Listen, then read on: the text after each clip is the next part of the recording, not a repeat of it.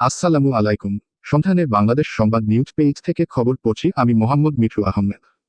Chapainawabganj NGO ফেডারেশনের উদ্যোগে শীতবস্ত্র বিতরণ। মাহিদুল ইসলাম ফরহাদ, চাঁপাইনবাবগঞ্জ জেলা প্রতিনিধি।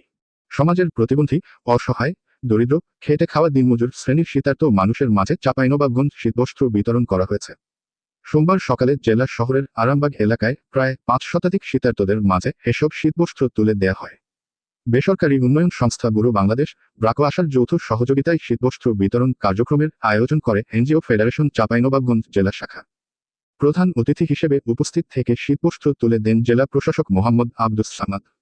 এ সময় আরও উপস্থিত ছিলেন বেসরকারি উন্নয়ন সংস্থা RSDF র নির্বাহীর পরিচালক ও এনজিও ফেডারেশন চাঁপাইনবাবগঞ্জ জেলা শাখার সভাপতি মঞ্জুরুল ইসলাম খান বাবু, ব্র্যাকের জেলা প্রতিনিধি মমেনা খাতুন, সেবা ফাউন্ডেশনের নির্বাহীর পরিচালক আব্দুল মালেক, ব্যুরো বাংলাদেশের এলাকা ব্যবস্থাপক আরিফুজ্জামান তালুকদার, আলোর নীলের সিনিয়র ব্যবস্থাপক রায়হানুল হক, চেতনা মানবিক উন্নয়ন সংস্থার এরিয়া ম্যানেজার মোহাম্মদ এনামুল হলো নাসিম সহ অন্যান্যরা।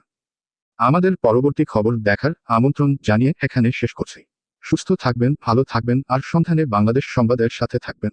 আল্লাহ হাফেজ।